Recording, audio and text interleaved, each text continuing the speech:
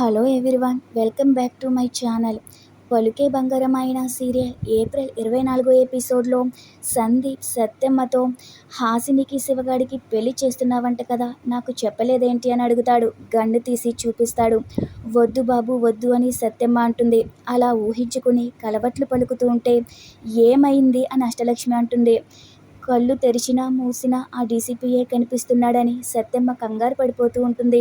ఇక మరోవైపు సందీప్ సహదేవ్ని కారులో తీసుకెళ్తూ ఉంటాడు. ఎక్కడికి వెళ్తున్నామని సహదేవ్ అడిగితే డ్యూటీ మీద అంటాడు. డ్యూటీ అంటే ఎక్కడికి అంటాడు.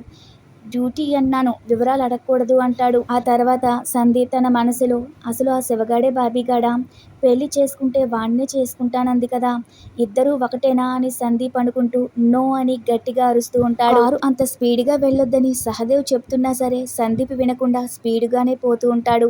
ఇక హాసిని అమ్మాయి మేడం గురించి నిజాన్ని దాసి బాబీగాడిని మోసం చేస్తున్నాను, నిజం చెప్తే శివకు ప్రమాదం, నిజాన్ని దాచిపెడితే తల్లి కొడుకుల్ని విడదీశానన్న పాపం తగులుతుంది, ఏం చేయాలి అని అనుకుంటూ ఉంటుంది. ఏదో ఒక సందర్భంలో బాబీగాడికి నిజం చెప్పేయాలి అనుకుంటూ ఉంటే అప్పుడే శివ అక్కడికి వచ్చి స్వర ఫోటో చూపిస్తూ అమ్మ సాక్షిగానే మనం పెళ్లి చేసుకుందాం, అమ్మ ఫోటో పక్కన పెట్టుకుంటే నాకు ధైర్యంగా ఉంటుంది, ఈ ఫోటో పెద్దగా చేయిస్తాను, అమ్మ చనిపోయింది కదా, ఈ ఫోటో ముందు నిశ్చితార్థం జరిగిస్తే బాగుంటుందిగా అంటాడు. ఇక హాసిని మనసులో నిజం చెప్పేస్తేనే బాగుంటుందేమో అనుకుంటూ నీకొక మాట చెప్పనా అంటుంది. మీ అమ్మ బ్రతికే ఉందని నాకు అనిపిస్తుంది అంటుంది. అంత మాట అనేసావేంటి అంటాడు. అమ్మ చనిపోయిందని నేను కుమిలిపోతున్నాను, నీ మనసుకి ఎందుకు అలా అనిపించింది అంటాడు. అమ్మ బ్రతుకుంటే ఎంత బాగుండునో కదా అంటాడు శివ. నీలాంటి మంచోళ్ళు కల్మషం లేనోళ్ళు ఏ మాట చెప్పినా నిజమవుతుంది, నేను నువ్వనుకున్నంత మంచిదాన్ని కానీ నిన్ను మోసం చేస్తున్నానని హాసిని తన మనసులో అనుకుంటుంది. ఎందుకలా అనిపించిందని అడిగితే మీ అమ్మ చనిపోయిందని వాళ్ళు చెప్పారు, అది అబద్ధం అయ్యుండొచ్చు కదా అంటుంది హాసిని. మనుషుల ఆలోచనలు ఎప్పుడూ ఒకేలా ఉండవు, నువ్వెప్పుడూ కనిపించవు కదా, కావాలనే అబద్ధం చెప్పుండొచ్చు, బ్రతికున్న వాళ్ళ ఫోటోకు దండ వేయడం కరెక్ట్ కాదుగా అంటుంది హాసిని. నువ్వు చెప్పింది నిజమే, నువ్వు కలుస్తావు అనుకోలేదు, కలిసావు, అలాగే అమ్మ కూడా కలుస్తుందని శివ అంటాడు.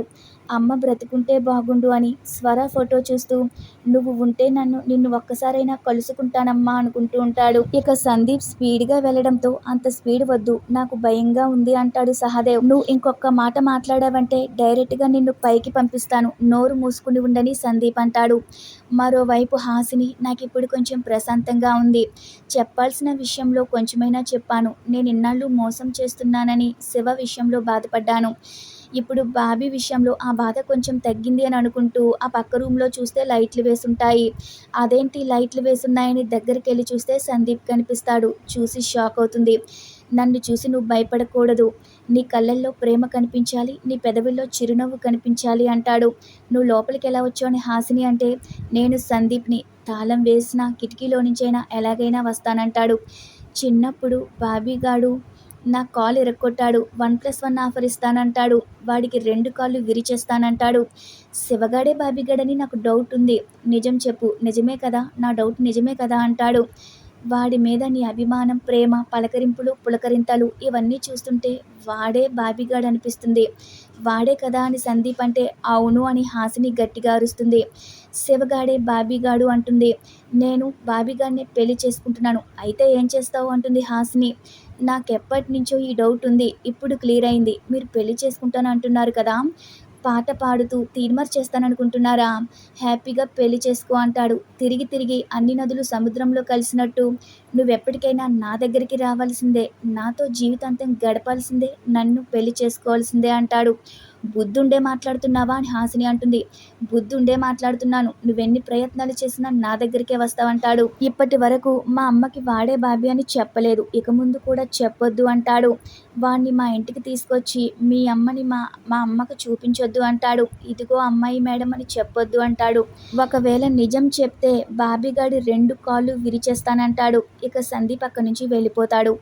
ఇక మరోవైపు శివ సత్యమ్మతో మా అమ్మ బ్రతికే ఉండొచ్చేమో అని కలర్ అంది అని చెప్తాడు. సత్యమ్మ షాక్ అవుతుంది.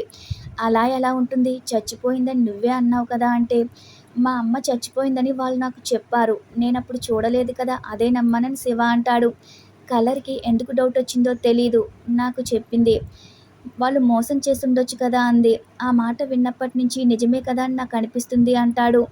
సొంత ఇల్లు కట్టుకున్నాక అద్దె ఇల్లు వదిలేసి వెళ్ళిపోయినట్లు మీ అమ్మ కనిపించాక నన్నొదిలి వెళ్ళిపోతావా అని సత్యమ్మ అంటుంది. మీ తల్లి కొడుకులు కలవాలని నాకు కూడా ఉంది అంటుంది సత్యమ్మ. శివయ్య, నన్ను అమ్మ అని పిలవకుండా ఇన్నాళ్ళు సత్యమ్మ అని పిలిచావు ఇందుకేనా? మధ్యలో వదిలేసి వెళ్ళిపోవడానికేనా అని సత్యమ్మ బాధపడుతూ ఏడుస్తూ ఉంటుంది. ఇంతటితో పలుకే బంగారమైన సీరియల్ ఏప్రిల్ 24 పూర్తయిపోతుంది.